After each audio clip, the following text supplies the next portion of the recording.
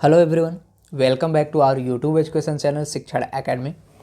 आज के इस वीडियो में हम standard 11th chemistry laboratory manual के अंदर यूनिट 1 इंट्रोडक्शन का लास्ट टॉपिक डिस्कस करने जा रहे हैं, जो कि आपका है हीटिंग डिवाइसेस।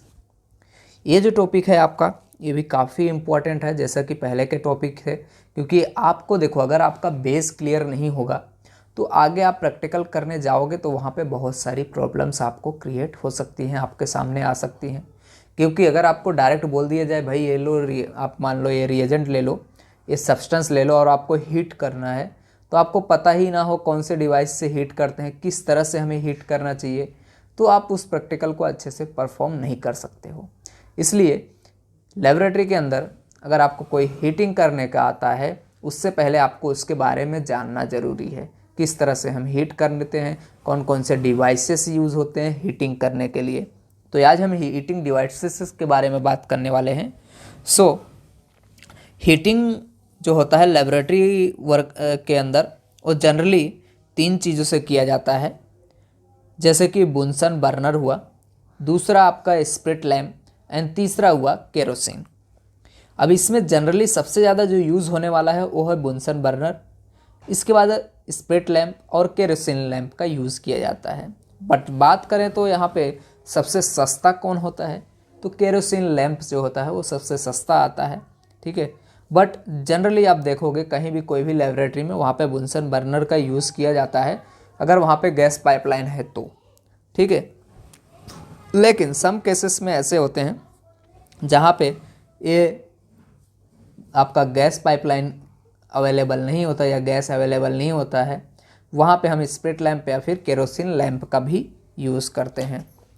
तो चलिए एक एक करके इसको थोड़ा थोड़ा इंट्रोडक्शन हम देख लेते हैं। बहुत ज़्यादा डीप में पढ़ने की ज़रूरत नहीं है हमें, सिर्फ आपको पता होना चाहिए इसके बारे में क्या है, ये चीज़ किस तरह से वर्क करता है, ठीक है। मोटे मोटे शब्दों में आपको ये जानकारी चाहिए, बहुत ज़्यादा इसके बारे में डीप में आपको स्टडी करने की ज़रूरत नहीं है। कि इसके अंदर आप देखोगे जो आपकी एनसीईआरटी की इसकी टेक्स्ट बुक है मैनुअल की, उसके अंदर काफ़ी लॉन्ग में लिखा गया है, काफ़ी बड़ा बड़ा यहाँ पे आपको उसकी थियरी दी गई है, बट उतना हमें ज़रूरत नहीं है पढ़ने की। सिर्फ नॉर्मली हमें देख लेते हैं क्या क्या चीज़ें हैं इसके अंदर, कैसे वर्क करते हैं, बस, ठीक है। क्योंकि इसके अंदर आपको डिटेल में पूछा भी नहीं जाएगा आपका, ना तो आपका कोई प्रैक्टिकल वाला पूछेगा, इंटरनल में भी नहीं, एक्सटर्नल में भी नहीं, आपका कभी मान लो इसका डिटेल में कोई काम आने वाला है। इसलिए जितना ज़रूरी है उतना आपको मैं यहाँ पे बताने जा रहा हूँ। सबसे पहले बात करते हैं बुनसन बर्नर की। तो बुनसन बर्नर क्या है, एक तरह का हीटिंग डिवाइस है जो कि केमिस्ट्री या फिर मान लो जनरली लेबोरेटरी के अंदर यूज़ किए जाते हैं। अब अगर आप देखोगे तो इस तरह से आपका ये दिखता है। इसको मैंने इक्विपमेंट वाले टॉपिक में भी आपको बताया था किस तरह से दिखता है बुनसन बर्नर वहाँ पे, बट यहाँ पे थोड़ा डिटेल में देख लेते हैं इसको। तो ये आपका बुनसन बर्नर आपको यहाँ पे दिखाई दे रहा है ये। अब इस बुनसन बर्नर में डिफरेंट पार्ट्स होते हैं, जैसे कि ये देखो, ये जो पार्ट है आपका, इसको हम बोलते हैं बेस, जहाँ पे पूरा बुनसन बर्नर जिस पे टिका होता है, ठीक है। ये बेस पार्ट हो गया।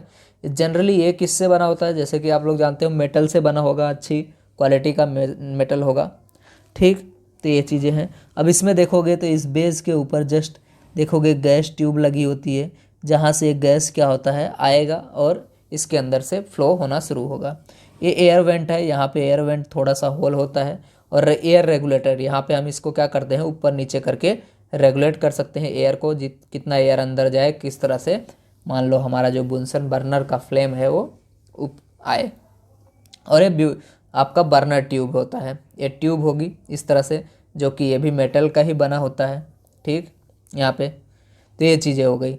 अब एयर वेंट जो है आपका, यहाँ पे ये एयर वेंट जो है ये क्लोज होता है, ठीक है, जिससे गैस क्या होती है बाहर मान लो निकलती है, और फ्लेम यहाँ पे ल्यूमिनस जैसे कि स्मोकी या फिर येलो कलर में आपका यहाँ से आएगा, अगर ये यहाँ पे इस तरह से रहेगा तो। सो ये सब चीज़ें हैं। अब थोड़ा यहाँ पे आप साइड वाला फिगर देखोगे तो यहाँ पे आपको कुछ डिटेल में और दिया गया है, जैसे कि यहाँ से 3 पार्ट हैं, एक पार्ट तो आपका ये हो गया, दूसरा पार्ट आपका ये हो गया, और ये तीसरा पार्ट, 3 पार्ट से मिलकर ये पूरा बुनसन बर्नर बना होता है। ऊपर वाला पार्ट की बात करें तो एक तरह का सिर्फ ट्यूब ही होता है, और यहाँ पे एक एयर होल्स होते हैं। अब यहाँ पे हमें इस रेगुलेटर को इसके अंदर ही देखो, ये जो है इसके अंदर आएगा रेगुलेटर के अंदर, तो यहाँ से हम इसके एयर होल्स को क्या करते हैं, कम ज़्यादा करते हैं, जिस तरह से फ्लेम के अंदर चेंजेस आते हैं। यहाँ पे देखोगे तो ये आपका जैसे कि गैस है, ठीक, इस तरह से ये बना होगा। और यहाँ से इस जो रेगुलेटर है, यहाँ से हम इसको बर्नर को रेगुलेट कर सकते हैं, कम ज़्यादा करना है फ्लेम, किस तरह का फ्लेम चाहिए, लो ल्यूमिनस चाहिए, नॉन ल्यूमिनस चाहिए, ठीक, ये चीज़ें हैं यहाँ पे। तो ये सब मोटे मोटे शब्दों में आपका यहाँ पे हो गया। आगे देख लेते हैं थोड़ा इसके फ्लेम के बारे में, किस तरह से फ्लेम होता है इसका। तो ये आपका ये फ्लेम का पिक्चर आपके बुक में भी दिया गया है इस तरह से। जैसे कि आप लोग यहाँ पे देख रहे हो कि ये जल रहा है, मान लो कोई एक बुनसन बर्नर पहले फ्लेम आ रहा है, तो ये जो ऊपर वाला पार्ट है इसको हम नॉन ल्यूमिनस यहाँ पे बोलते हैं। और ये जो मिडल पार्ट है, ठीक है, ये ब्लू कोर होता है और ये डार्क कोर होता है जो कि सबसे नीचे होता है। आपको ABC करके दिया गया है, यहाँ पे रीज़न बना हुआ है। जैसे कि आप देखोगे तो इतना पार्ट में एक है और इतने पार्ट में एक, ऐसे टोटल 3 रीजन बनाए गए, जो कि इसको हम यहाँ पे देख सकते हैं ऐसे लाइनिंग वाइज, ठीक है। सो ये जो पार्ट है, मान लो इसको जितना मैंने कलर किया, ये वाला जो आपको पार्ट यहाँ से यहाँ तक दिख रहा है, इसको हम बोलते हैं नॉन, यहाँ पे non luminous purplish mental combustion of gas that is most complete, ठीक है। तो ये इसको हम ये बोलेंगे। और ये रिड्यूसिंग जोन होता है, इसके अंदर अलग अलग मान लो बात करें तो ये जो ऊपर वाला है इसको हम बोलते हैं अपर ऑक्सीडाइजिंग जोन बोलते हैं, ठीक है। और ये लोअर ऑक्सीडाइजिंग जोन होता है यहाँ पे। देन यहाँ पे लोअर रिड्यूसिंग जोन हो गया, फिर यहाँ पे अपर रिड्यूसिंग जोन हो गया, फिर यहाँ पे लोवेस्ट टेम्परेचर जोन हो जाता है। ये वाला जो पार्ट होता है यहाँ पे सबसे कम क्या होता है, टेम्परेचर होता है। तो ये आपको इस तरह से ये फ्लेम हुआ, इसके डिफरेंट डिफरेंट पार्ट हुए। बहुत ज़्यादा इसको डिटेल में डिस्कस करने की ज़रूरत नहीं है, तो इतना आपको जानना है, ठीक। तो सबसे ऊपर वाला पार्ट क्या हुआ, नॉन ल्यूमिनस पार्ट हुआ। और जो आपका यहाँ पे सबसे बिटवीन वाला भाग हुआ ये क्या होता है, ना बहुत ज़्यादा, not as hot as outer, कम ना, ये देखो सबसे ज़्यादा गर्म ये होगा तो इससे कम ये गर्म होगा, और सबसे कम अगर बात करें तो ये होगा यहाँ पे। अगर आप कोई भी ऑब्जेक्ट को हीट करते हो तो सबसे पहले आपको यहाँ से हीट करना है, जल्दी हीट करना है तो यहाँ पे सबसे ज़्यादा इसकी हीट आती है, इससे थोड़ा कम यहाँ पे आएगी, और इससे सबसे कम यहाँ पे एकदम पास में हीट आती है, ठीक। तो ये इस तरह से हैं। आगे देखते हैं। उसके बाद आता है आपका स्प्रिट लैम्प। स्प्रिट लैम्प क्या होता है, जनरली एक तरह का बोले तो पैक्ड एक होगा और उसके ऊपर कॉटन लगा होता है। स्प्रिट मतलब जैसे कि आप मान लो कोई अल्कोहल, जैसे कि इथेनॉल का यूज़ किया जाता है बर्निंग के लिए। अब ठीक है, इथेनॉल का यूज़ हम करते हैं फॉर बर्निंग। तो जैसे आपको पिक्चर में दिखाई दे रहा है कि स्प्रिट लैम्प है, ठीक है, इसके ऊपर कवर लगा होता है। अगर इसको हम रियली में एक तरह से देखें तो ये आपके पास यहाँ पे ग्लास का बना हुआ स्प्रिट लैम्प है। तो यहाँ पे देख रहे हो कॉटन लगा हुआ है, और इसका क्या है, कैप है यहाँ पे। जब हमें इसकी ज़रूरत नहीं होती है तो हम इसको क्लोज भी कर सकते हैं। यहाँ पे आपको हो सकता है इथेनॉल या फिर दूसरा कोई स्प्रिट यहाँ पे भरा होगा।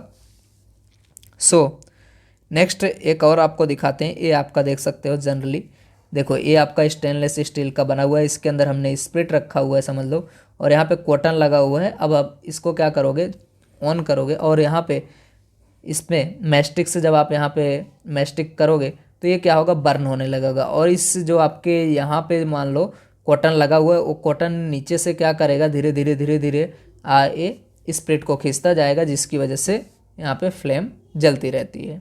ये चीज़ें हो गई स्प्रिट लैम्प के अंदर। अब सबसे ज़्यादा यूज़ जो होता है वो बुनसन बर्नर का होता है, और सबसे ज़्यादा महंगा भी वही पड़ता है। फिर आता है आपका स्प्रिट लैम्प जो कि मिडल है, और लास्ट में आपका आएगा केरोसिन, जो सबसे चीपेस्ट बात करें तो सबसे सस्ता यहाँ पे ये हीटिंग डिवाइस है, क्योंकि केरोसिन का जो रेट होता है वो बहुत कम होता है, और आसानी से हम मान लो एक किसी भी चीज़ में लगा के इसको बर्न कर सकते हैं।